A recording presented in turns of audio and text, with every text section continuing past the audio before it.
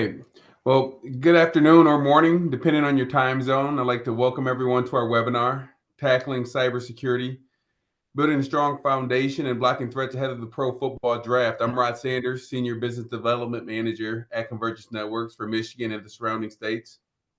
Today, we're diving into the dynamic world of cybersecurity, where success, much like professional football, requires preparation, strategy, and adaptability. We've assembled a dream team of experts to guide us through the playbook of cybersecurity defense. But first, I want to thank each and every one of you for joining us, recognizing your vital role in safeguarding your organization from cyber threats in today's interconnected world. With that being said, I'd like to introduce my colleague, Scott Zomers. Scott? Thanks, Rod. Hi, everyone. I'm Scott Zomers. I'm also Senior Business Development Manager out of Oregon, Southwest Washington. So handling the West Coast side of things here. So real briefly, we're sponsoring this event, wanted to kind of just give you an overview of a little bit about why we're here today and what is the point of this. We have of hundreds and hundreds of clients, and we cover a lot of geographies from the US and Canada. And one thing we hear strongly in all of our reviews and our quarterly reviews with our clients is cybersecurity is top of mind. And so one of the things that we are trying to do is actually be able to educate everybody and provide an educational forum for people to if they're not sure where to navigate, or no matter where you are on that maturity scale, providing you avenues like today, this webinar, and bringing in some experts to kind of talk through those cybersecurity questions and concerns that most businesses are talking about today, concerned and things that are keeping them up at night.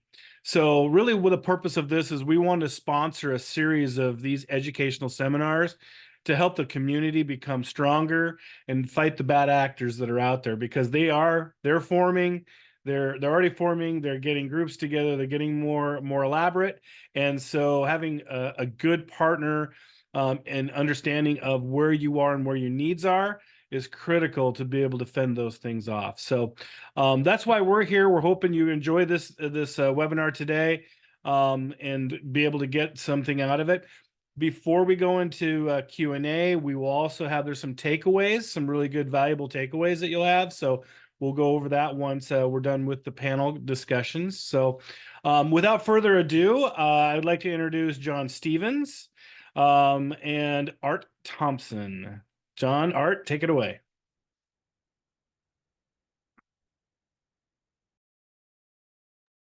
While John's unmuting, Art Thompson, Chief Information Officer for the City of Detroit. Great to be here. Thanks for having me. Thank you.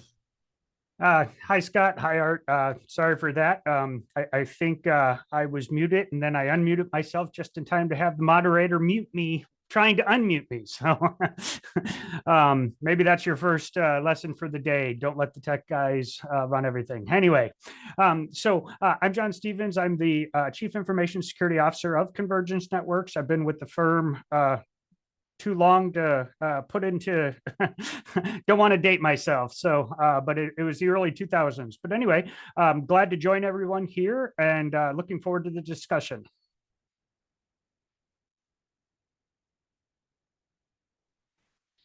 So to get us started, we wanted to talk a little bit about the cybersecurity landscape today and what it means to all of the organizations out there that are trying to operate. So one of the first things that we always want to make sure that people realize is that no matter how small an organization you are, whether it be a mom and pop shop, a dozen employees, or maybe even hundreds, you are a target today.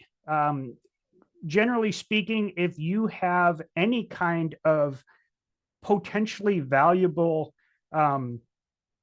anything potentially valuable, you're a target. That could be money, it could be a client list, it could be technology. So every one of us in the world today is a target for the cybersecurity threat actors. And just to be clear, it doesn't always mean that you're being specifically targeted.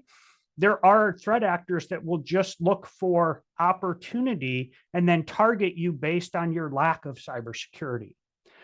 So that's one of the things that we really want to make sure everybody appreciates. And it's not all done in computers. We also have to deal with social engineering, where they're hacking the human. We can put all kinds of time and money and technology in place to secure our organizations, but we also need to make sure we secure the people. And so that's one of the reasons that we're here today. Another thing that we want to talk about just briefly is the legal or regulatory ramifications that are faced by organizations today. In fact, there are lots of organizations that we talk to when we've been out practicing and helping clients who they don't even realize some of the regulations that are there to which they're subject. And in fact, it can be quite confusing as there's so many different privacy and consumer protection laws across the US. I believe the last count was something like 47 or 48. However, if you read information on privacy laws, there's some debate as to how much good all of those are, all of those 47 or 48 different regulations, because they're not comprehensive.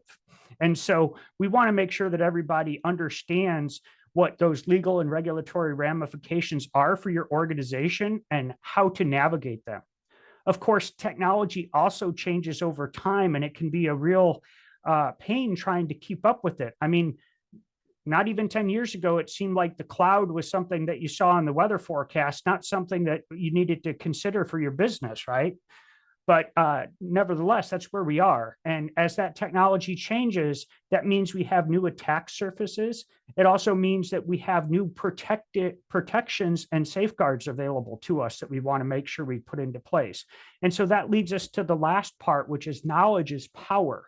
And if you know some about the fact that you're a target and you know what the legal landscape looks like for your organization, and you've considered the technology, that gives you the power to secure your organization. And it takes a little bit of work, to be sure, but just like when we're talking about football and they like to talk about the skilled players and everything, but none of that works if you don't get the basic blocking and tackling done. So that's what we're going to focus on today.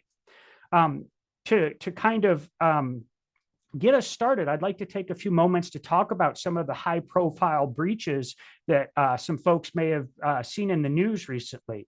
Going back all the way to 2022 with organizations like Uber, LastPass, and X or Twitter, and then moving into 2023 with T-Mobile and MoveIt breach. And in fact, an important thing about the MoveIt breach is, although it initially occurred in June of 2023, it's still ongoing because MoveIt is a software that many organizations use to provide secure file distribution and or exchange. And because that software is vulnerable, there's other organizations that are still encountering problems because they haven't patched. Moving along to this summer with the MGM Caesars breach, it's really quite fascinating because each organization chose a different way to respond to what was an attack by a ransomware actor. In fact, the general theory is that they were both attacked by the same threat actor, a particular ransomware group. MGM was down for 10 plus days with all of the lost revenue incurred during those periods. Caesars opted to pay the ransom to the tune of about 15 million. Two different responses. They're both back up and running now, but I don't know ultimately which one folks will feel like made the right choice. Caesars was up much faster, but then there's the notion of, did they just incentivize the next ransomware actor to move forward? And then finally, we're still dealing with some of the outcomes of the Change Healthcare breach that started back in February of 2024 this year. And it rippled throughout the supply chain so that there were users who couldn't get their prescriptions, or there was billing that couldn't be done and so forth. So these are just in the last few years, we've had these big newsworthy breaches. And what we really want to help our audience do is avoid being on a list like this one in the future. And so with that, we'll kind of take another look at the context of things and talk about the impacts of the breach. Now, what's really important is probably not the specific dollars on this chart, but if you look at the trend, every year, for the most part, the costs of data breach goes up and up, so that the average cost of data breach in 2023 is 4.45 million US dollars. So it's really important to think about it in terms of, could my organization, whether it be a business, a nonprofit, or a social organization, can you stomach that type of cost? And if not, what are you going to do to prevent it? So when we talk about that being the impact, we also, the next slide talks about how that translates by industry. And you can see, of course, that healthcare is the leading industry, although I'm not sure if anybody would want to be the leader in this particular statistics, but they're the organization, they're the industry that historically is the highest cost due to a data breach. And in fact, one of the things that's it's important to keep in mind is that that is because medical data is so rich and it is so targeted. And so you have threat actors that want to get that data because it's a very rich data set with a lot of personal information that can then be translated into identity theft, fraud, and so forth. But then there's also the legal requirements, for example, here in the US for HIPAA, or in Canada for PHIPAA or PIPEDA, that require you to do certain things in the event of a breach. So all of this information is telling us that regardless of your industry, whether you're in the public sector at the low end of the scale or whether you're in healthcare, they're all targets, which is one of the points that we started with to begin with. So the last thing I'd like to do cover before we jump into the actual discussion and give everybody a chance to get involved is talk about some of the threats that are out there currently. And when we look at this chart here, this is coming from the 2023 version of the IBM Cost of Data Breach report. They're talking about the cost in millions of dollars, and they're attributing it to the source of the compromise. And so on the left, you can see that system error accounted for roughly 3.96 billions of dollars in costs and was present in roughly 5% of the breaches that were surveyed. On the other hand, if you go all the way to the far right side, you can see that roughly 15 to 16% of all of the breaches surveyed involve stolen or compromised credentials and or phishing. And oftentimes those two go hand in hand because the phishing is done to get the credentials.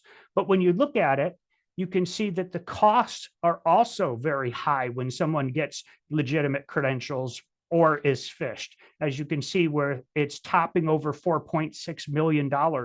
Another thing to look at, and just to make sure we don't have myopic vision about these threat actors always having to be external, if you look up in the top left corner, malicious breaches that involved malicious insiders actually take the top dollar value for a breach at 4.9 million, and they were involved in 6% of the incidents. So let that sink in.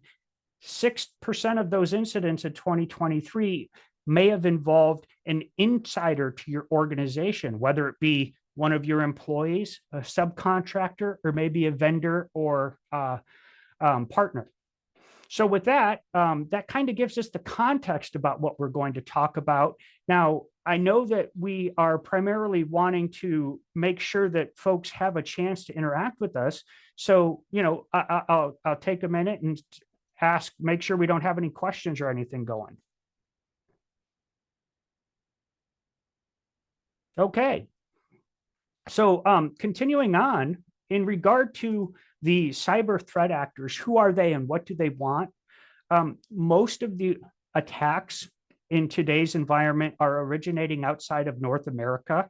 And so that means that, you know, you may be a small mom and pop organization or may have a very small niche, but you can still be targeted by actors halfway across the globe. And again, this speaks to the fact that everyone's a target now.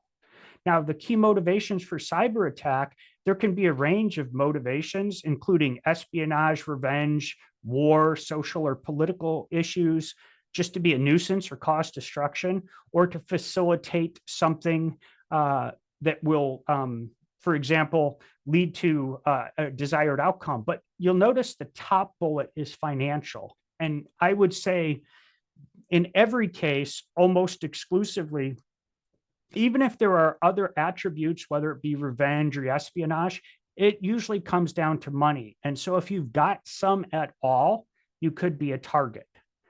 And with that, I hope that has provided enough of a backdrop for our conversation to frame it. And now we're going to jump into a portion of the presentation where we're going to say, well, here's what's going on. Here's the threat. Now, what do we do about it? And with that, we're going to start by creating a culture of cybersecurity. And we're going to spend some time talking about how this is a whole of business affair. And I'd like to hand the mic over to my colleague, Art, to maybe speak to some of these issues. Yeah, absolutely. Thank you so much. So yeah, just such an important topic. And as John said, the culture of cybersecurity, I think in the past has always just been, it's an IT issue, right? You've got this technology, you have systems, servers, whether it be on-prem or in the cloud, but these all sound like IT problems. But what I think a lot of security professionals found, practitioners early on, was that one of the biggest opportunities to protect from a cybersecurity standpoint is really the users. It's so much about creating a culture where those who have access to information understand that and treat information in a capacity or data in a capacity where it is being handled like it is sensitive. It is, 90% of what you have is fine, and it might be normal to you in a course of business, but to a bad actor, a lot of that information can lead to other things and quickly jump through and become an issue. It can be something as simple as, a mail clerk who maybe has gotten an email that they weren't supposed to, and a bad actor takes their credentials, and now they have access to something that they shouldn't. And it just grows from there. So I think it's so important for culturally, and again, it starts at the top. We have to always push things down, but it starts about the workforce, the environment, the organization starting to take cybersecurity more seriously, and how we go about getting that. It is not just an IT issue. It is an issue that I think, everyone plays a key part in, and it's really about treating information at work like you would personally, So I think a lot of that culture is treating it like it's your own, right? The golden rule, treat others as you'd like to be treated. You don't want your data out there. Why would you want to be loose and let anyone else's data out there? So I think just that emphasis on leading by that example, by pushing others in the organization to take that is a huge, huge key component. Awesome. Great. And so one of the things that I think we can all agree on as we're thinking about it in terms of the pro football draft, this is kind of like making sure your whole team's on board. It doesn't do any good to just have the special teams focused on security. You need to have the offense, the defense, and every other person on the team focused on this culture, because in fact, when we do cybersecurity, as Art said, the people are such a critical aspect of it. So then we have our next topic that we want to touch on. Besides creating a culture that embraces and makes everyone a part of the solution, then we have to decide how are we going to create the secure environment? Because it's great to have your entire team on board and rallied around your cause, but in fact, you need to decide what has to happen. You need to have a game plan, right? And the way you can do that is you can start to ask yourself, what information or data is the most valuable or critical to the organization? Or if it's not specific data that's important, maybe it's productivity or uptime. But either way, you have to figure out what is the most critical aspect of what your organization does, and how is the information valuable, or the production or whatever it is, how is it contributing to the purpose, and what are the underlying aspects? So for example, in the bullet 3, we talk about the difference between confidentiality, integrity / accuracy or availability. And it's really important for organizations to know what it is they're protecting and what aspect of that information is most important. And only then can we start to determine how to protect it. And ways that we can further do that is to determine, well, who is going to suffer if this information is adversely affected, whether it be accessed by an unauthorized or inappropriate personnel. And that could be public, or it could be within your organization. You know, if your HR folder is left completely insecure, well, that might not be a good thing. You also have to worry about making sure your data is accurate and is not corrupted. And we also want to make sure that when we need the data, it's available. So you have to ask all of these questions. You have to gain some insight into how your organization works at a very granular level in order to be able to best protect it. Because then you can start saying, okay, well, where is it stored or processed? Who needs access to it, including internal users and external stakeholders? And then what kind of access do they need? Once we answer those questions, we can then say, hey, now we can start to secure the data. We can decide where it is, how to secure it, and what is its life cycle. And then once you've answered all of those questions, you're actually maybe ready to start planning to secure your environment. And now this changes all the time. So you may have a different way of protecting things normally than, say, when you're faced with a big event, for example, like Art might be able to comment on in regard to the pro football draft. Yeah, you know, I think it's amazing to look at the big scale events. And again, you know, I think so much of it, securing that environment, I'm going to probably harp on this multiple times, but goes back to that culture piece. So if you look at this list right here, what does it take? Most of these things all tie back to that culture. You know, are you in a culture where everyone thinks they have to have admin, right? So I'm CIO. I need admin to everything out there. If I want to install an application because I got to hurry up and get this done, no one should ask me, right? That is the mentality. That's the culture. If that's your environment, and again, at the top, this is where that starts, you start to push that down, right? To where everyone else starts to think, well, I'm a sysadmin, so I need admin to all of the servers in our farm, even if I don't manage them all. Culture can solve so many of these things. And again, not just in IT. If you look at, is data corrupt or inaccurate? How does someone who's inputting data feel like that really impacts them? Do they understand that? Creating a secure environment is so much about the people. If you look at the big events that Detroit hosts, you know, it is so much about creating that structure where people not only know their role, they know their part, but what does that look like? What's that integration? And I'll be honest, one of the biggest secrets I think there is in cybersecurity, and if it's really a secret, then shame on all of us, but it's information sharing, right? It's building trust, not just in your own organization, but between you and partners, right? And if you look at the events that we have coming up, you know, very exciting. We've got the Grand Prix every year. We got the draft this year, which is huge, right? You know, so you've got multiple agencies coordinating for all of these events. And so much of it from a cybersecurity standpoint is making sure that we're sharing information. You know, I don't need to have eyes into anyone's footprint or how they operate, but what I do need to know is what others are seeing in the marketplace or in their environment, that if they come here for an event and they've been targeted, you know, how has this been happening? How did this happen in the past?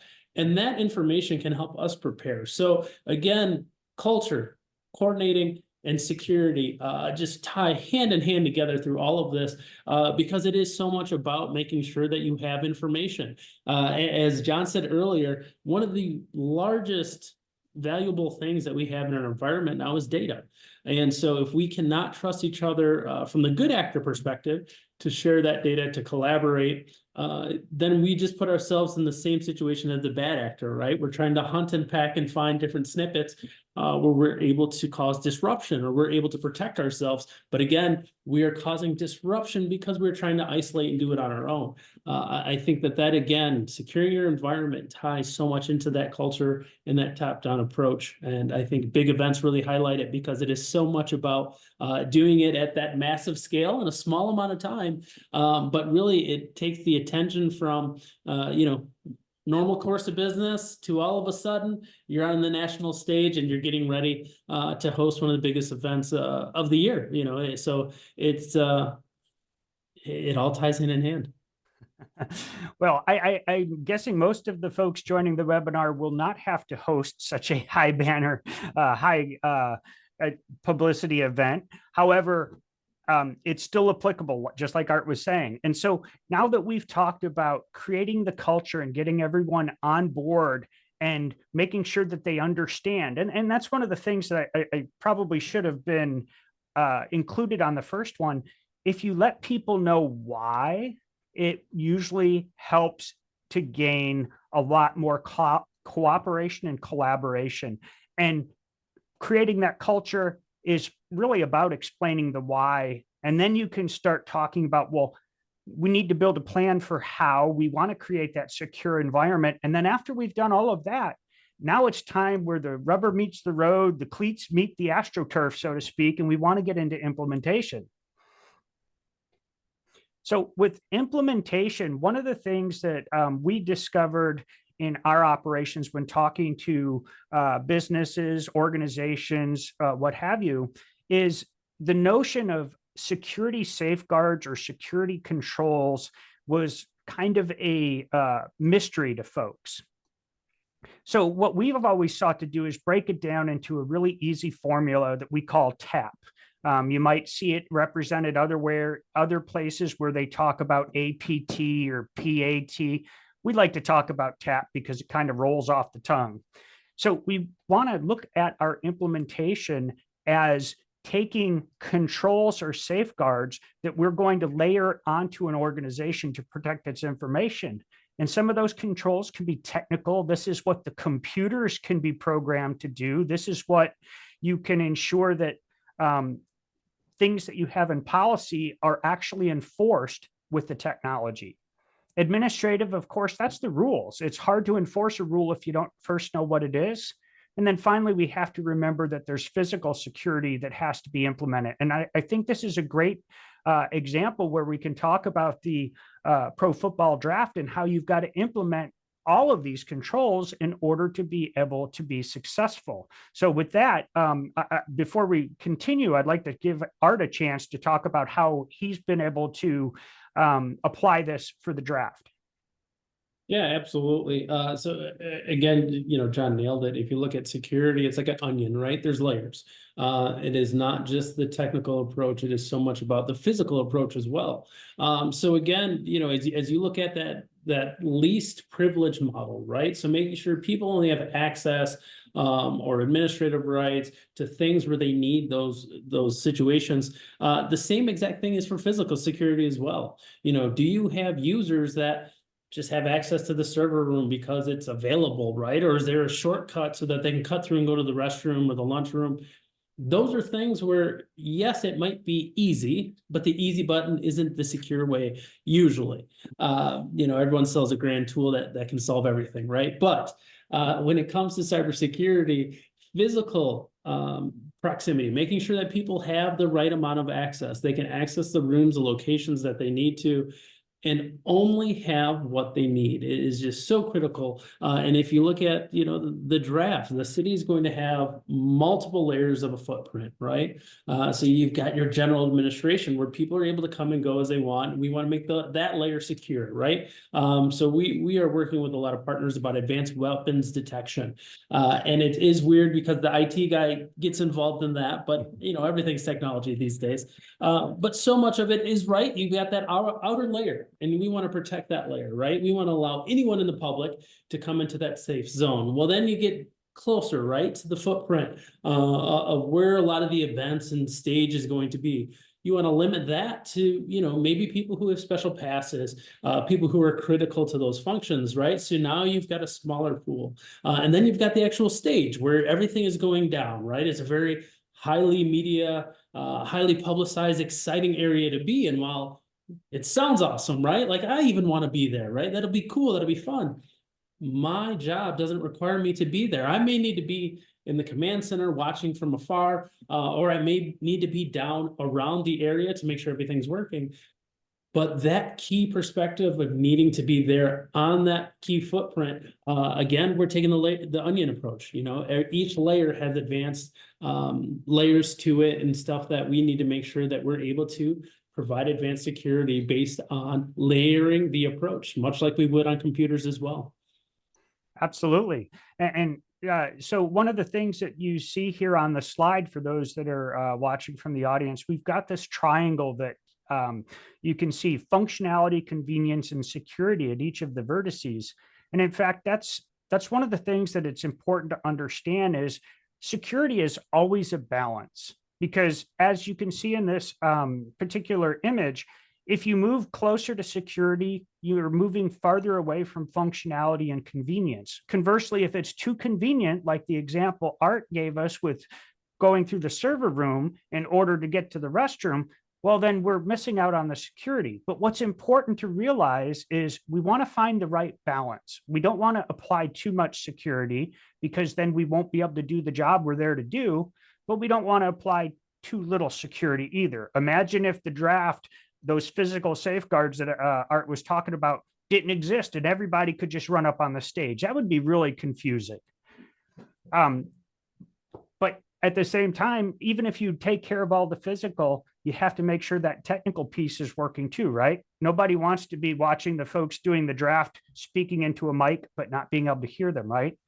So it's all of these things that have to come together to provide adequate security while preserving the organization's ability to operate and function.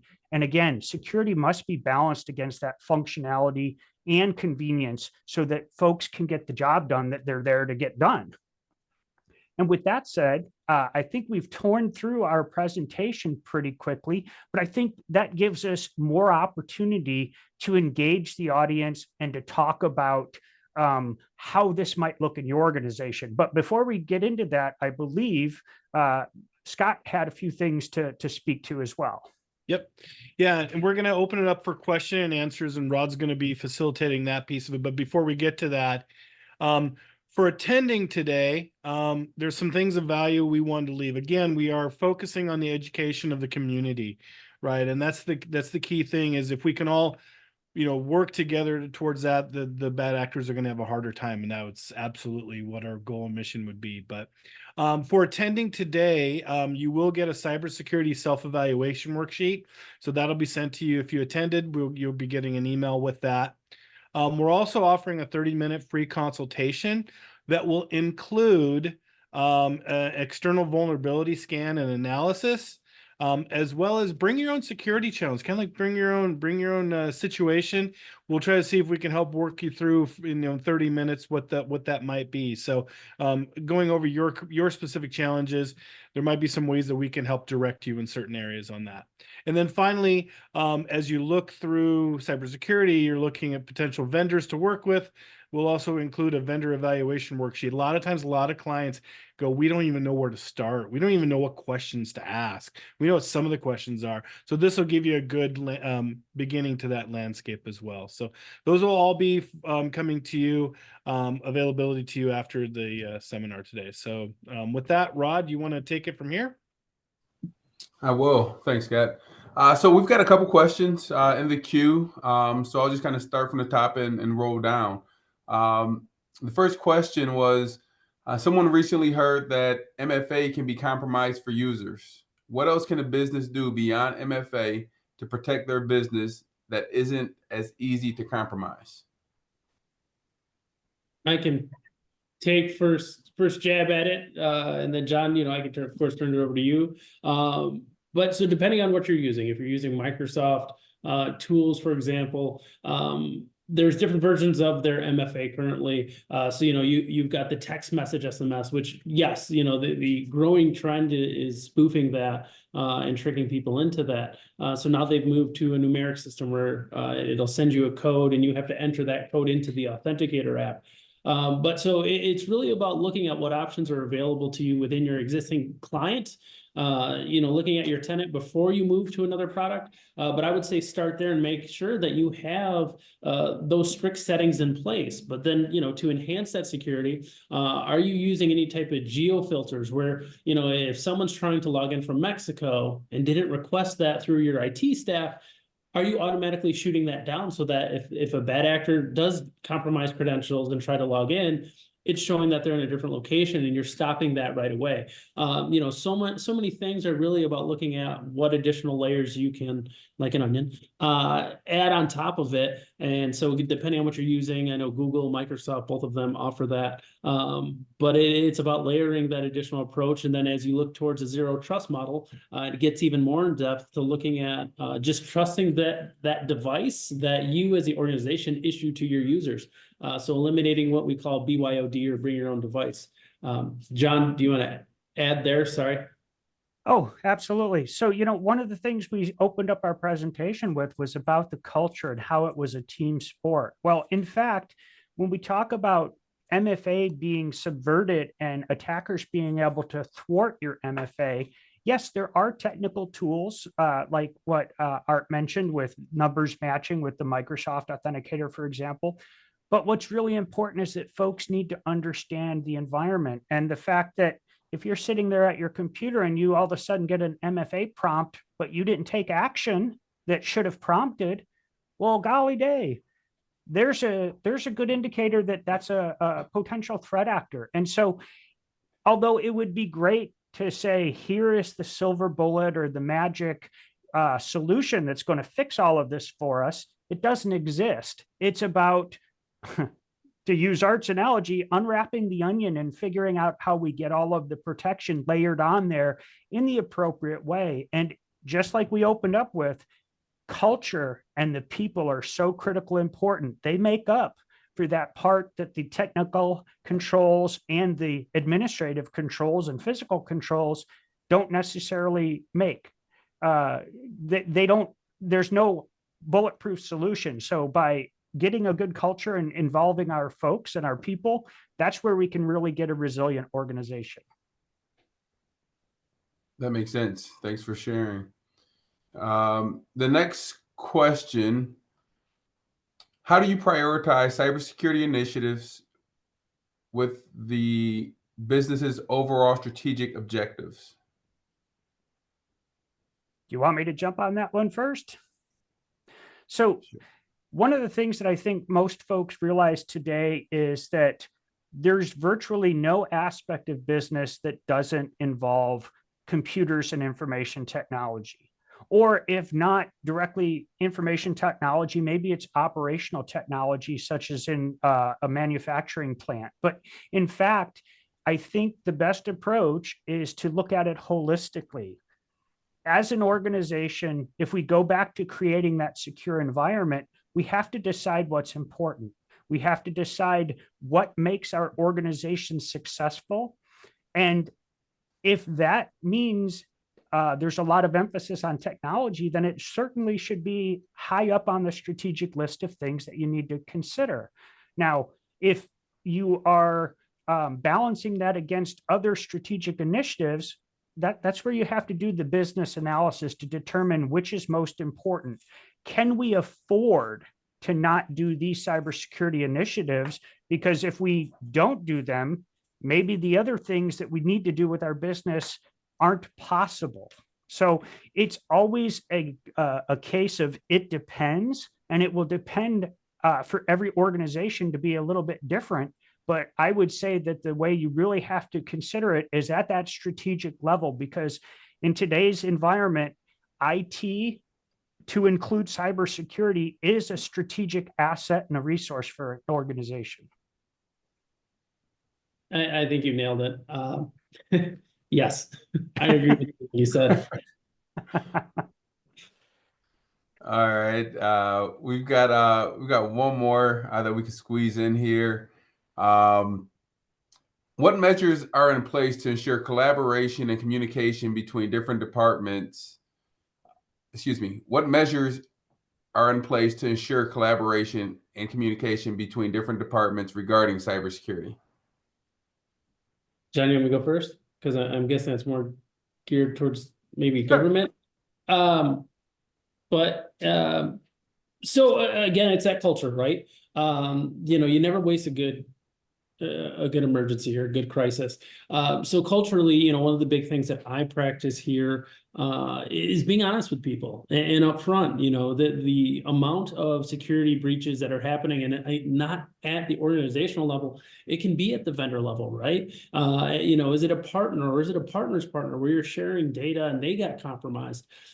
Having those real world examples where you're able to talk to department leaders and department heads and say, listen, this is a dinner table conversation now. This is no longer the days of this is a work problem, this is an IT problem. So much of what's happening right now in our environment is the reliance on technology to make life better, simpler, easier. But what's happening is that bridge now is very, very weak in a sense, because no longer is it, well, I'm going to turn on MFA for my work stuff and life's good. It's so much, well, now I bank from my phone, right? No one goes into a branch as often as they used to. So now I use my phone. Well, you need to turn on MFA on your phone, right? You need to make sure that you're doing those things to protect your personal life. So I try really hard to break down that data siloing and look at it at that level, right? You've got to make cybersecurity relatable, and people have to understand it in their day-to-day life and not just have it be a work thing. So that's really the approach that I've taken, and really getting the importance of data, the knowledge around data and its value preached. And it's something where I've gotten my boss, obviously, to believe and push it down to where the point where if it's cybersecurity related, you better stop and listen, because odds are this can affect you here at work and can affect you at home. And no one wants that. Having your Instagram stolen, while it may not affect your work life,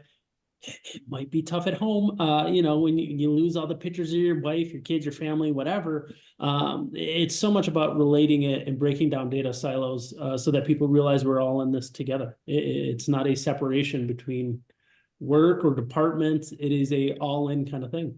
Again, just tying it to culture. That makes sense. Couldn't agree with you more. And as we saw over the last few years with the way the pandemic changed the work posture for so many organizations, it made the defining line between work and home all that much thinner. And one of the things that I can say with absolute confidence, because in my past, I've worked as a penetration tester where we will look for ways to get into organizations. And in fact, just like we talked about how it's so important to have your people be part of the culture, they also have to be part of that solution. Because if you have someone that, for example, they use the same password for everything, but it's breached at a low value account that a dark web attacker can see, maybe that's the same account password they have for their work account. There are ample examples of threat actors who will do personal research on your employees to determine what would be most appealing to them as a pretext for social engineering. Maybe you collect stamps. Maybe you are a motor car enthusiast. Maybe you're really excited about the pro football draft. Well, if I tailor my message to you, I may be tailoring it to your personal interest, but it could have professional consequences. Just a real quick example, we did one seminar for a business group, and what we did before the event is we worked up a little social engineering profile on every attendee. And during the start of the seminar, as all of our attendees were walking in, I was looking at faces and names and matching those to the social engineering profile we built. And ironically, there was one gentleman who was very kind of smug about it, said, "There's no way you found me online." And then he cocked his head to the side. He thought about it for a moment and he said, "Unless you know I like to," and I finished the statement for him, "collect stamps. Why, yes, here's a newspaper article with your hobby in it." But all of that to say, that is information that we put out there in social media on a private matter or a private example, but it can correlate to your professional examples at work. And the same tricks that the bad actors try at home are the same tricks they use at work. So really getting folks knowledgeable and involved in part of the solution is so critical. And I absolutely agree with Art. It really is starting with the culture. Awesome. We've got 2 more questions that just came in, so I want to make sure we address those. The first one, what are the benefits of using an external cybersecurity versus trying to do it on your own as a small to mid-sized business? Well, I'll take first stab. I would say, it all depends so much on your financials, your capabilities. I will hands down say if you can afford one person, start there.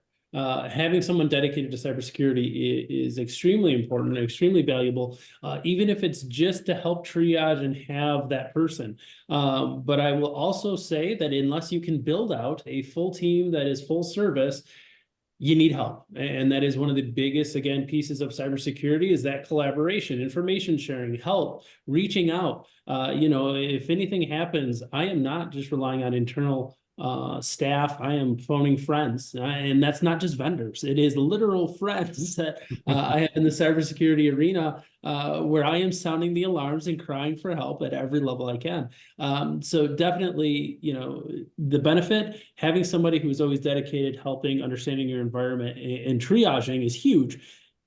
The other benefit, though, of external is it's another set of eyes. While you may be used to what you know, there's always something you don't know in cybersecurity, which is terrifying. But there's a lot of value from bringing in external partners to help. And if it's penetration testing, assessments, there's huge value in bringing in external partners at least regularly, just to make sure that you have that help available.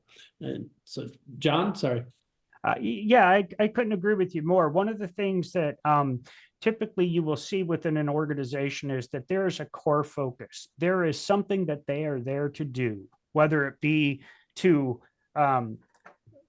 be a food bank and to feed people who are hungry. It could be financial services to safeguard individuals' retirement.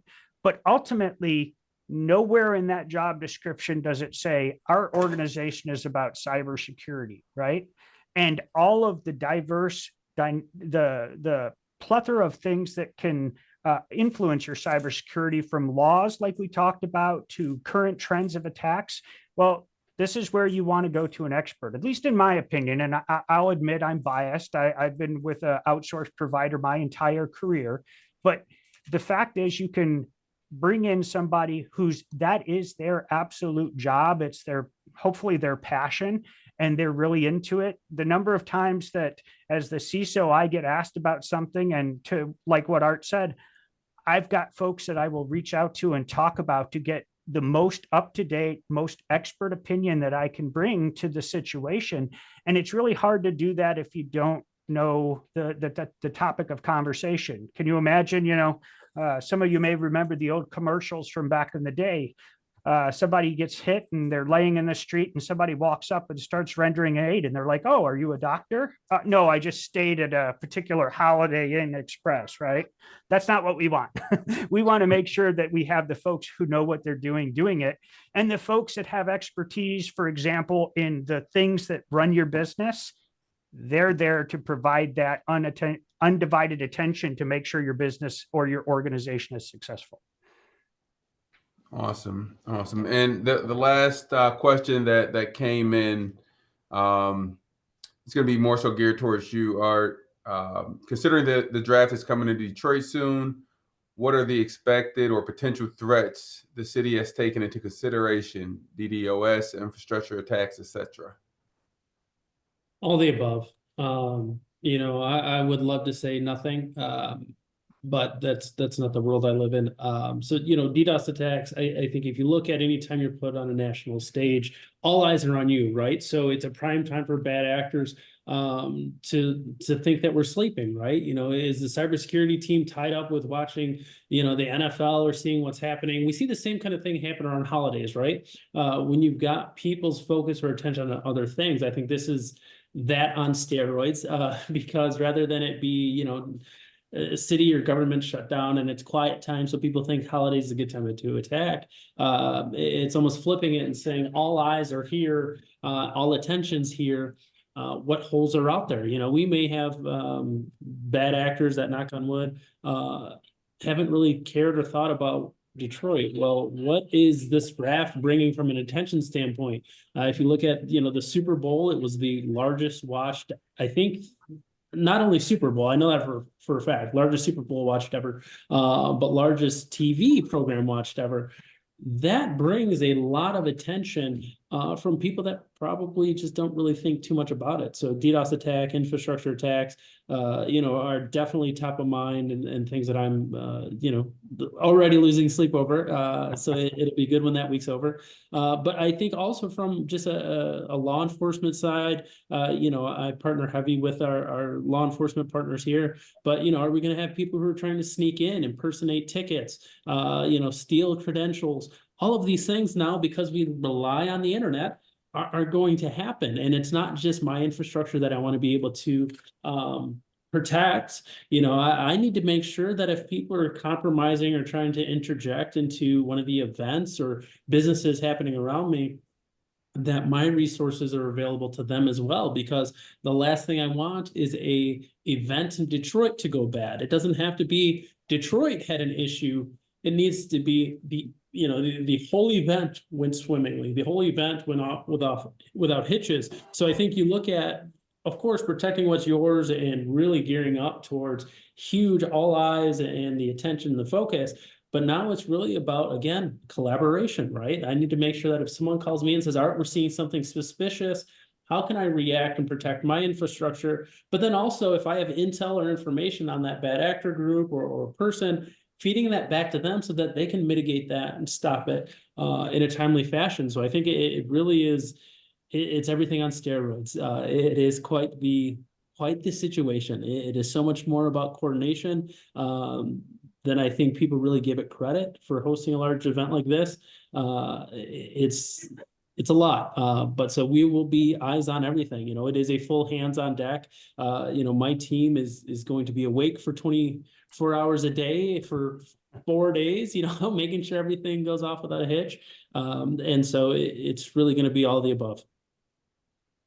Absolutely. Absolutely. Well, that wraps it up for questions. So we definitely appreciate everyone's active engagement.